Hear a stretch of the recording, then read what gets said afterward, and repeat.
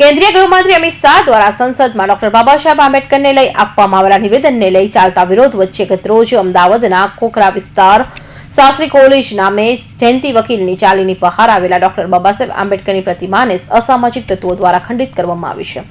આ ઘટનાને પગલે લોકોના ટોળે ઉમટી પડ્યા હતા અને આરોપીઓની ધરપકડ કરવા માંગ સાથે ધરણા પર બેઠા હતા। ઘટનાના બીજા દિવસે પણ પ્રતિમા પાસે ધરણા યથાવત છે। અમદાવાદના ખોખરા વિસ્તારમાં કેકા શાસ્ત્રી કોલેજ સામે જયંતિ વકીલની ચાલીની બહાર આવેલી ડોક્ટર બાબા સાહેબ આંબેડકરની પ્રતિમાએ અસામાજિક તત્વો દ્વારા ખંડિત કરવામાં આવી છે, જેને લઈ આજે 24 ડિસેમ્બરને મંગળવારે ખોખરા બંધનું એલાન આપવામાં આવ્યું છે।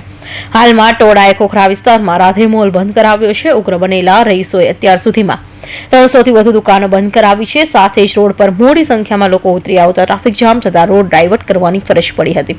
હાલમાં ક્રાઇમ બ્રાન્ચે સીસીટીવીના આધારે 4 શકમંદની અટકાયત કરી છે અને કડક વલણ સાથે પૂછપરછ હાથ ધરી છે।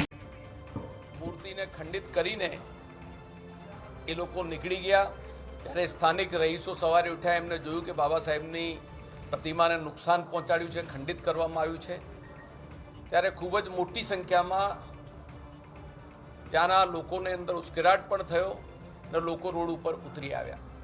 આ ઘટનાની જાણ અમને બધાને થતાં અમારા ત્યાંના સ્થાનિક કોર્પોરેટર અને કોર્પોરેશનના દંડક ભાઈ શ્રી જગદીશભાઈ રાઠોડ, અમારા ત્યાંના વોર્ડના પ્રમુખ ભાઈ રવિભાઈ મકવાણા અને વિધાનસભાના અમારા પ્રભારી શ્રી બલદેવ દેસાઈ, આ તમામ કોંગ્રેસ પક્ષના સ્થાનિક આગેવાનોએ ત્યાં તાત્કાલિક પહોંચીને લોકોની જે સહાનુભૂતિ હતી એની સાથે તરત જ મને વાત કરી અને ત્યાં સ્થળ ઉપર હું પણ પહોંચી ગયો હતો અને મેં જે દ્રશ્યો ત્યાં જોયા છે, જે અસામાજિક તત્વોએ જે આ દેશની અંદર આ દેશની મહાન વિભૂતિ અને બંધારણના ઘડવૈયા બાબા સાહેબ આંબેડકરની પ્રતિમાને ખંડિત કરવા માટે શાંત વાતાવરણ દોડવાનો પ્રયાસ કર્યો છે, એની પાછળ ચોક્કસ કોઈક ષડયંત્ર અને બહુ જ પ્લાનિંગપૂર્વક સમગ્ર અમદાવાદ શહેર અને રાજ્યનું વાતાવરણ ઢોળાઈ જાય એવું આ કૃત્ય કર્યું છે।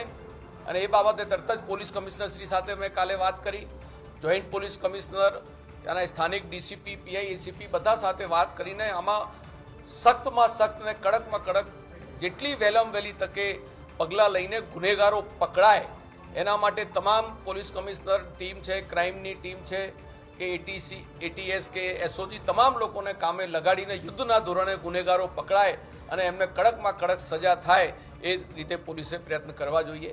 પોલીસ કમિશનર શ્રીએ ખૂબ જ અમને એ બાબતમાં અમારી વાતની ગંભીરતા સમજીને તાત્કાલિક અધિકારીઓને ત્યાં સ્થાનિક આગેવાનો સાથે પણ રાખીને સીસીટીવી ફૂટેજો અને તમામ પોલીસની જે કાર્યવાહી છે એ યુદ્ધના ધોરણે પૂરી કરવા માટે પોલીસ પ્રયત્ન કરી રહી છે।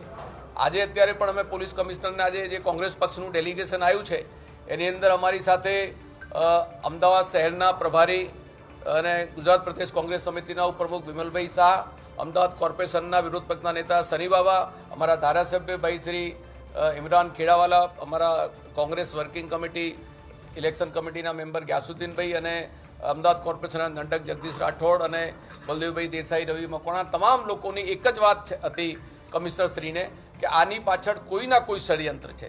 જે ષડયંત્ર છે કેમ કે આ જે હીન કક્ષાનું જે કૃત્ય કર્યું છે એની પાછળ જેનું પણ જે લાગણી છે એની પાછળ એનઆઈએને પણ ટીમને બોલાવીને આની તપાસ કરવી જોઈએ, કેમ કે શાંત વાતાવરણને ઉશ્કેરવા માટે આ એક પ્રયાસ કર્યો છે, એટલે ચોક્કસ આ ષડયંત્રનો ભાગ હોઈ શકે।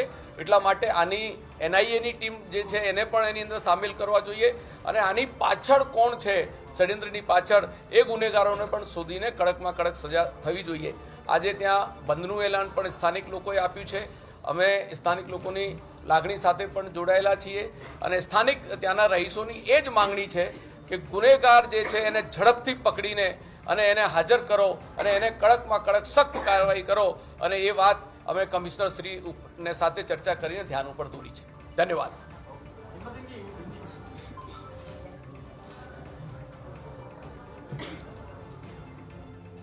ખોખરાની ઘટનાને લઈ ભાજપ કોંગ્રેસ બંને પક્ષના નેતાએ પોલીસ કમિશનરને રજૂઆત કરવા પહોંચ્યા હતા, જેમાં અમદાવાદ શહેર કોંગ્રેસ પ્રમુખ હિંમતસિંહ પટેલ, ધારાસભ્ય જિગ્નેશ મેવાણી, ઇમરાન ખેડાવાલા, પૂર્વ ધારાસભ્ય ગ્યાસુદ્દીન શેખ, અને એએમસી વિપક્ષ નેતા શહેજાદ ખાન પઠાણ સહિતના આગેવાનો ઉપસ્થિત રહ્યા હતા.